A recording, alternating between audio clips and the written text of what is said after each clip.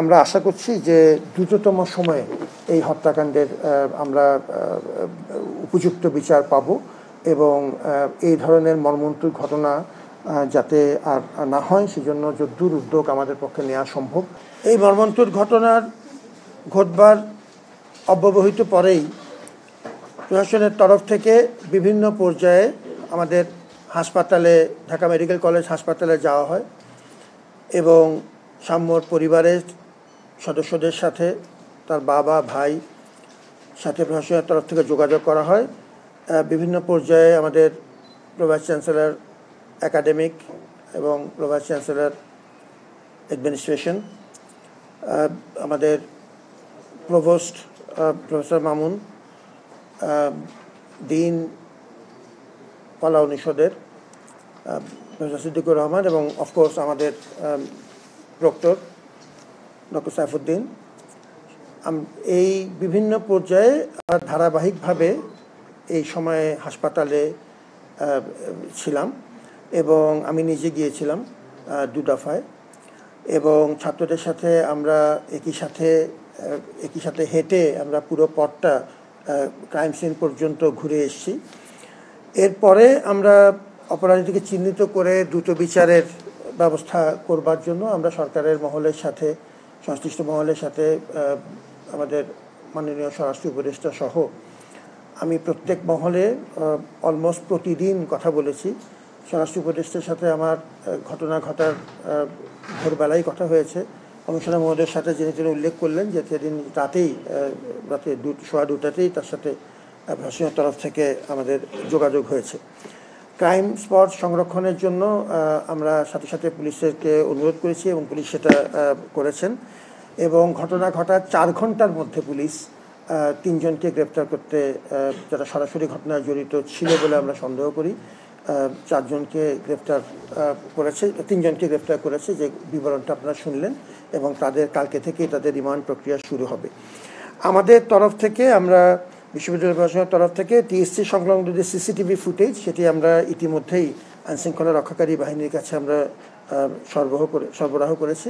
বিশ্ববিদ্যালয় প্রশাসন একটি নিজস্ব তদন্ত কমিটি এক্ষেত্রে করেছে। আমাদের সম্মানিত ডিন কলা অনুষদের নেতৃত্বে আমরা একটি শক্তিশালী 7 সদস্য বিশিষ্ট কমিটি করে দিয়েছি। তারা পূর্ণোদ্যমে কাজ করছেন এবং আশা করছি যে তারা আগামী 19 তারিখের মধ্যেই একটি রিপোর্ট, তারা প্রাথমিক রিপোর্ট দিতে পারবেন এবং তারা আমাদের মেধাবী শিক্ষার্থী, সাম্যর বন্ধু, 2 জন প্রক্টর, আমাদের শাহবাগ থানার ভারপ্রাপ্ত কর্মকর্তা সহ সংশ্লিষ্ট অনেকের সাথেই কথা বলবার জন্য তারা অলরেডি যোগাযোগ স্থাপন করেছেন। আমরা 15 তারিখে বৃহস্পতিবার উপাচার্য অফিসের তত্ত্বাবধানে আমরা বিশ্ববিদ্যালয়ে একটি শোক দিবস ঘোষণা করেছি এই মর্মন্তুদ ঘটনার পরিপ্রেক্ষিতে এবং ওদিন আমাদের ক্লাস এবং পরীক্ষাও বন্ধ ছিল, যেগুলো আমরা পরবর্তীতে আমরা আবার পুনঃঅনুষ্ঠানের ব্যবস্থা করব। আপনি সোহরাওয়ার্দী উদ্যান সংক্রান্ত ব্যাপারে বিষয়টি নিয়ে কথা এসেছিল, সেটা একটু বলি। সোহরাওয়ার্দী উদ্যানের ব্যাপারে আমরা, এটি আপনারা জানেন যে এটি মূলত আমাদের গণপূর্ত মন্ত্রণালয়ের অধীনে এবং আমাদের সাউথ সিটি কর্পোরেশনের একটা ঘনিষ্ঠ যোগাযোগে তারা এটি পরিচালনা সাধারণত করেন। আমরা কিছু নির্দিষ্ট পদক্ষেপ, বিশেষ একটি মিটিং আমরা 16 তারিখে করেছিলাম। 16 তারিখের মিটিংয়ের পরিপ্রেক্ষিতে, যেখানে আমাদের স্থানীয় সরকার মন্ত্রণালয়ের মাননীয় উপদেষ্টাও ছিলেন এবং সমস্ত আন্তঃ মন্ত্রণালয়ের বৈঠক করে স্বাস্থ্য দপ্তরদের সাথে উপাচার্যের নেতৃত্বে আমরা একটি মিটিং করেছিলাম এবং সরাসরি কিছু সিদ্ধান্ত নেওয়া হচ্ছে অত্যন্ত গুরুত্বপূর্ণ এবং সেই সিদ্ধান্তগুলো মিটিং শেষ হবার 4 ঘন্টা পর থেকে বাস্তবায়ন শুরু হয়েছে। 4 ঘন্টা পর থেকে সেটি বাস্তবায়ন শুরু হয়েছে। প্রথমত, যে আমরা সোহরাওয়ার্দী যে উদ্যানের যে গেটটি টিএসসি সংলগ্ন, সেটি আমরা স্থায়ীভাবে বন্ধ করে দিয়েছি। এখন অলরেডি কাজ হয়ে গেছে, এটা বন্ধ হয়ে গেছে। আমরা নিয়মিত তল্লাশি অভিযান চলবে সরকারের সংশ্লিষ্ট দপ্তরগুলোর সাথে। এটি কোঅর্ডিনেট করবেন আমাদের গণপূর্ত মন্ত্রণালয়, আমাদের প্রতিনিধি থাকবেন, পুলিশের প্রতিনিধি থাকবেন, সিটি কর্পোরেশনের প্রতিনিধি থাকবেন এবং ক্ষেত্র বিশেষে মাদকদ্রব্য নিয়ন্ত্রণ অধিদপ্তরের প্রতিনিধিও থাকবেন। আগেও আমরা এই ধরনের রেড করেছি, কিন্তু এবারে বিশেষত্ব হচ্ছে এই রেডগুলো নিয়মিতভাবে হবে এবং একটি উচ্চপদস্থ কমিটির মাধ্যমে, মন্ত্রণালয়ের নেতৃত্বে একটি কমিটির মাধ্যমে এই রেইড কার্যক্রম এবং ওভারঅল মনিটরিংয়ের জন্য একটি আলাদা কমিটি করা হবে।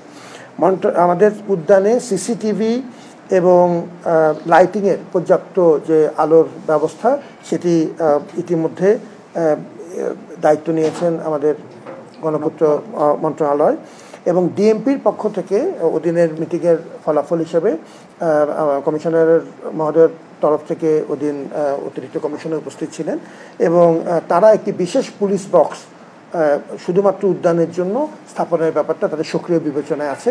ইতিমধ্যেই যেটি আমাদের পুলিশের তরফ থেকে বলা হয়েছে, আমাদের ডেপুটি কমিশনার মাসুদ যেটি বলেছেন যে ইতিমধ্যেই উদ্যানে নিয়মিত পুলিশ মোতায়েন করা হয়েছে আনসারের পাশাপাশি, এবং এই সোহরাওয়ার্দী উদ্যানটিকে রমনা পার্কের আদলে আর একটু আধুনিক একটি উদ্যানে পরিণত করা যায় কিনা সেটি বিবেচনা করবার জন্য আমাদের মন্ত্রণালয়ের নেতৃত্বে একটি ফিজিবিলিটি স্টাডি করবার জন্য আমরা বিশেষ অনুরোধ করেছি, এবং আমরা বলেছি যে ঢাকা বিশ্ববিদ্যালয়ের তরফ থেকে বিশেষজ্ঞ সাপোর্ট এটাতে দেয়া হবে, এবং আশা করছি যে তারা এটি দ্রুতই এই উদ্যোগটি তারা বাস্তবায়নের পদক্ষেপ নেবেন।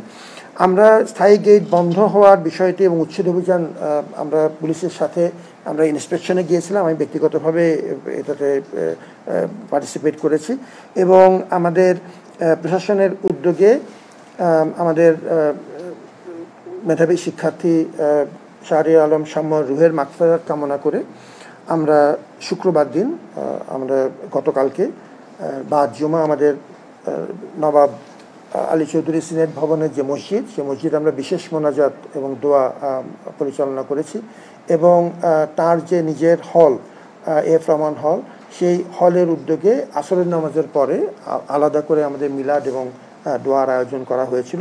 পরিবারের সাথে আমরা নিয়মিত যোগাযোগ রাখছি, এটি মূলত আমাদের প্রশাসনের তরফ থেকে আমাদের একজন প্রতিনিধি প্রভোস্ট মামুনকে দায়িত্ব দেওয়া হয়েছে, নিয়মিতভাবে তার যোগাযোগ রাখছে, এবং আমরা আশা করছি যে দ্রুততম সময়ে এই হত্যাকাণ্ডের আমরা উপযুক্ত বিচার পাব, এবং এই ধরনের মর্মন্তুদ ঘটনা যাতে আর না হয় সেজন্য যদ্দূর উদ্যোগ আমাদের পক্ষে নেওয়া সম্ভব সেটি আমরা নেব। আপনারা জানেন যে আইন শৃঙ্খলার এবং ক্যাম্পাসের সার্বিক শৃঙ্খলার ব্যাপারেও আমরা বিশেষ কিছু উদ্যোগ নিয়েছি, সেটি গতকালকে আমরা বলেছি।